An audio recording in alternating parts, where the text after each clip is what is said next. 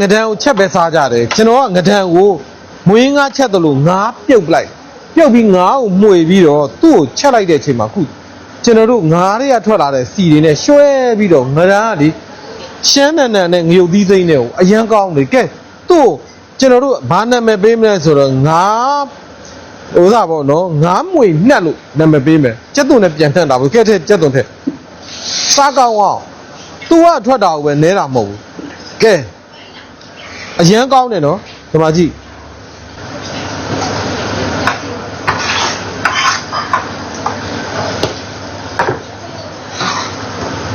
ကဲစားပေးမယ်ဟမ်စက်သားမှုတစ်ထုပ်ပေးပါစားလေးလို့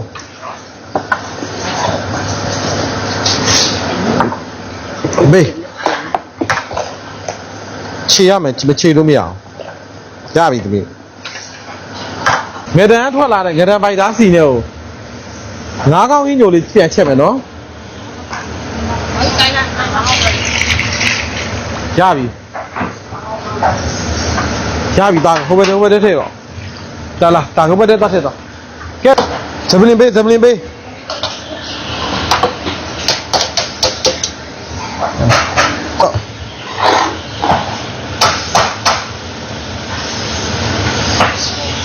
ကျိုးစင်းသားတာအလုပ်တစ်ခုလုပ်တဲ့သူကြတော့ဘာလုပ်မယ်ကဲခွဲကြ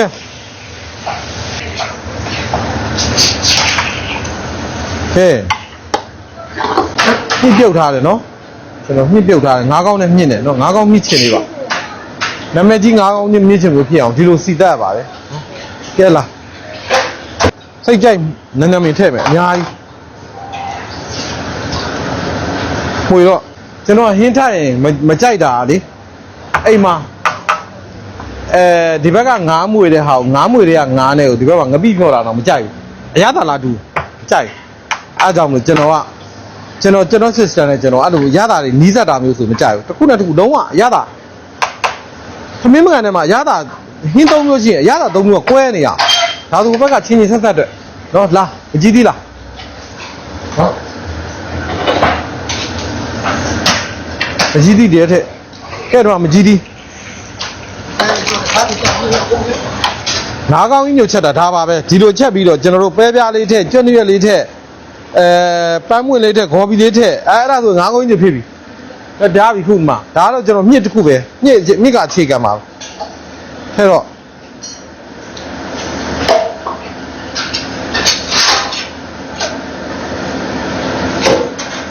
ဒီငါကလုံးဝကြေသွားမှာအကုန်လုံးကရတာရှိသွားတယ်ကဲသူကြီးစက်သားမဟုတ်ပေးလေးလို့စက်သားမဟုတ်ဇာစက်သားမဟုတ်လေးလို့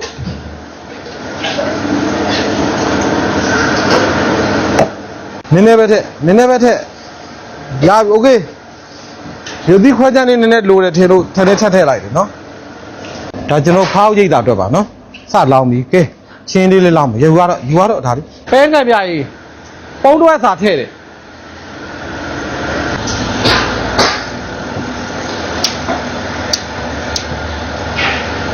ပကံလေးတော့ပကံနဲ့ထည့်လိုက်ငါယူပြီးသားဖြစ်သွားတယ်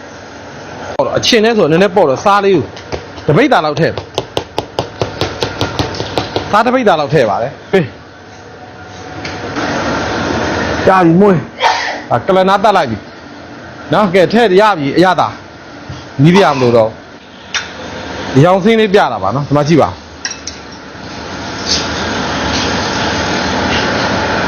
ဒီဟင်းတွေကတော့ဒီဘလို့စားမရိုးတဲ့ဟင်းတွေနော်ကဲဒီမှာငါးကောင်းမြင့်ချင်အရန်ကောင်းပါလေတော်တော်ကောင်းတယ်မကြီးသေးလေးနဲ့ရောပါနော်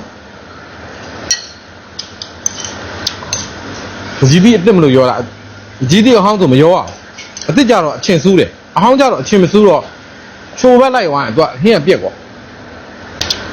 ဦးစိမ်းနေနဲ့နှက်ဖြော်တန်ကားအားလုံး2200အတွက်နော်ကျွန်တော်တို့တန်ကားကြီးပဲကိုတန်ကားနဲ့ကပ်ပြီး2200အတွက်နိုစိမ်းဒီမှာဒါဖောက်ကသမီးတွေလာဝိုင်းကူနေတယ်နော်ကဲထဲနိုးစီ40နဲ့နိုးစိမ်း48လုံးထည့်ပါတယ်ကျွန်တော်တို့နော်နိုးစိမ်းကတော့မိုင်ပွိုင်းအကောင်းစားပဲသုံးတယ်နော် 48လုံးထည့်မယ်နော်နှက်ဖြော်ပါလက်ဖေးကအလူရှင်ကနိုင်ငံခြားရင်ကျွန်တော်တို့ဟိုသားပဲပေါ့ဓမ္မမိတ်ဆွေတွေပါပဲအဲ့တော့ကျွန်တော်တို့ကဒါလက်ဖေးကိုနှက်ဖြော်ကို share လေးဖြော်ပေးပြီးတော့ကိတ်ဟိုသားတွေကပမုတ်လေးနဲ့အဓိကရည်ရွယ်ပြီးတော့ကျွန်တော်တို့ဒါလက်ဖေးရတယ်ခုဆိုရင်ဝယ်တောက်မယ်ဆိုရင်ကိုယ့်ကိုဖြော်လဲဆိုတာအရင်ဈေးကြီးတယ်လေဝယ်တောက်မယ်ဆိုရင်လည်းဈေးကြီးတယ်လေနော်အဲ့တော့ဒါလေးကိုနှက်ဖြော်လေးကိုအဓိကမနေ့ပြန် main dish ကလက်ဖေးရဲ့ငဖယ်လေးရဲ့ဒီမှာတော့ချက်တာမပြတော့ဒီမှာဒါရုံးနေသည်ဒါမုံလာဦးထည့်ထားတယ်ဥစားထည့်အောင်မယ်ဒန်းသလုံးဒီထည့်မယ်ရုံးနေသည်ထည့်နော်ဒီဘက်မှာကဲငဖယ်အတုံး2300ငဖယ်နော်ဟုတ်ကဲ့ပါကဲနိုးတီလေးထပ်ထည့်ပါအောင်မယ်နော်ဒါကကြားလုံးဝမထည့်ဘူးနော်ကဲနိုးတီလာမယ်နိုးတီကဲနိုးတီလေးလိုအောင်မယ်ထင်လို့အယောင်နဲ့နေထပ်ထည့်မယ်နိုးတီနော်ဟာဟုတ်နေပြီနော်နိုးစီနှစ်ဖာအားလုံးနှစ်ဖာ3ပါနိုးစီနှစ်ဖာ3ပါနိုးစိမ့်နေဒီမှာထပ်ထည့်ပါအောင်မယ်နိုးစိမ့်နဲ့ရှဲ့ဖြောတာဒီနေ့ကနော်ကဲနိုးစိမ့်နဲ့ဖောက်ပေးပါအောင်တို့ဒါလက်ဖေးခွတ်ဟို2000ကျော်အတွက်ပေါ့နော်အချိန်80ဦးအပြည့်ပါပဲကဲလက်ဖေးလေးပြီးသွားပြီငပိလေးဖြောမယ်ဒါကငဆုပ်လေးနဲ့ငပိလေးနဲ့ချင်းလေးအတွက်ပါနော်ငပိလေးဖြော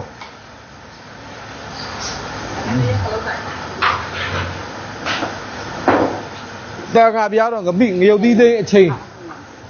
တန်ခါများတော့ငရုတ်သီးသိန်းအချိန်30ပါနော်ငရုတ်သီးသိန်းကိုပြုတ်ထားပါတယ်ဘိုက်မနာအောင်ပါနော်ပြုတ်ပြီးဤထွက်နေအောင်ကြိတ်ထားတာပါကဲကလောအသီးလေးတွေလည်းပါပါတယ်ကဲအချုံမုံလေးတစ်ထုပ်ပေးပါတန်ခါ2000နဲ့အချုံမုံထုတ်တော့ထည့်ပြရစီအငံဆိုတော့ငပိရကျွန်တော်တို့ဥစားပါငတဲ့ကိုငပိလေးပါ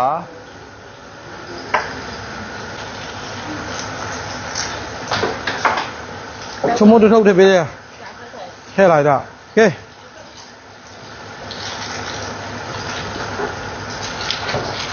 အေးဟုတ်ကဲ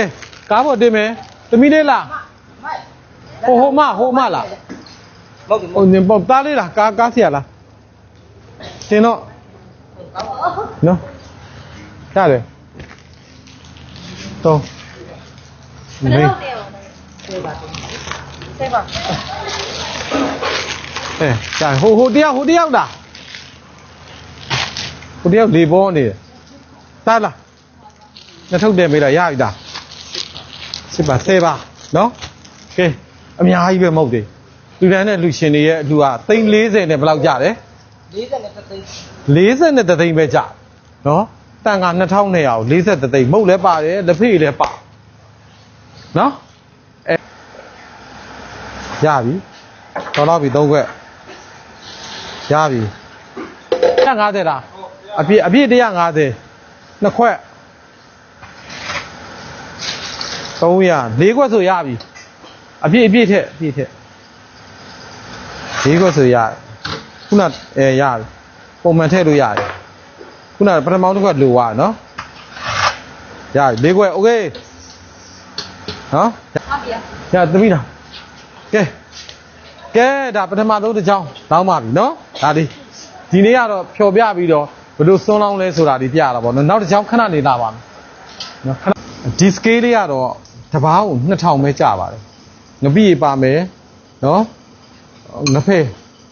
3လုံးပါပါနော်ငဖဲပါမယ်ငပိပါမယ်ငဖဲပါမယ်ချ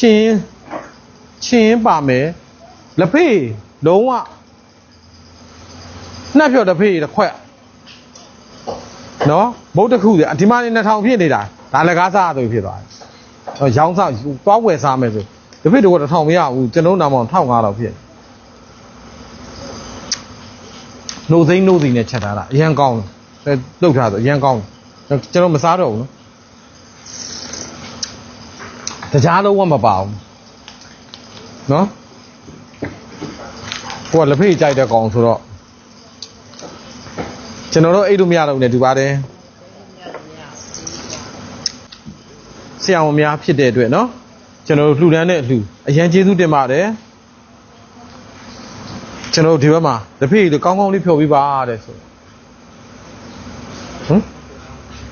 ဟုတ်ကဲ့ပါမနေ့ကအာအောင်ဆုံးလေးတို့လည်းရိုက်ပြီးလွှင့်ပေးပါအောင်မယ်နော်ပထမကျွန်တော်သွားမလို့အရန်ပင်ပန်းတယ်နေရောညရောမင်းသားမအားနော်မနေ့ကလူထောက်နေအောင်ကြက်ကြော်ထည့်ပေးတာတဲ့ဒီမှာအစ္စဇိုက်ကကြက်တော်ထည့်ပေးတာနဲ့တော်တော်ဟုတ်နေပပလည်းပေါ့ပါဘူးပင်ခွင်းကကျွန်တော်တို့ဓမ္မမိတ်ဆွေတွေဒီမှာကြည့်ပူတင်းမုတ်လေးတွေပါဒီမှာပူတင်းလေးပါတရက်ပူတင်းနဲ့တွေ့ရတယ်တရက်သီးပူတင်းတွေ့တရက်နံလေးထည့်တာပူတင်း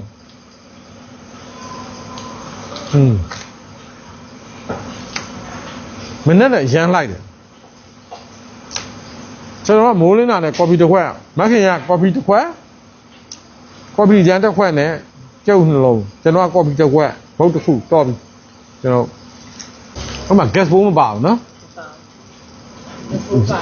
ဝန်ထမ်းစိတ်တွေမပါဘူးဝန်ထမ်းစိတ်တွေမပါဘူး gas ဘုံမပါဘူး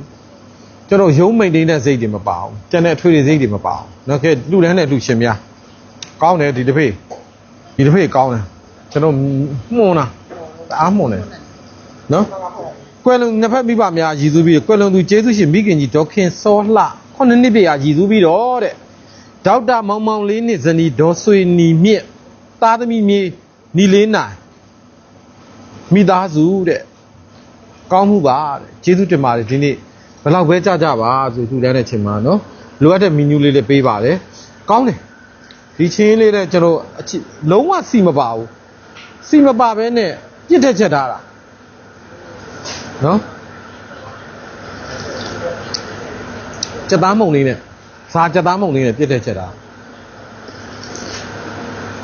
ဒါဟိုငရုတ်သီးစီမဟုတ်ပါခရမ်းကျင်သီးရရဲ့အနှစ်ထွက်လာတာခရမ်းကျင်သီးဟိုစပေးတယ်18ပိတ်တာ2တာ3တာလားမသိဘူးနော်18ပိတ်တာ3တာခရမ်းကျင်သီးက18ပိတ်တာ3တာဆိုခရမ်းကျင်သီးကအနှစ်ထိုက်သွားလို့ခရမ်းကျင်သီးတော်တော်များပါတယ်နော်ကဲလူတန်းတဲ့လူရှင်များ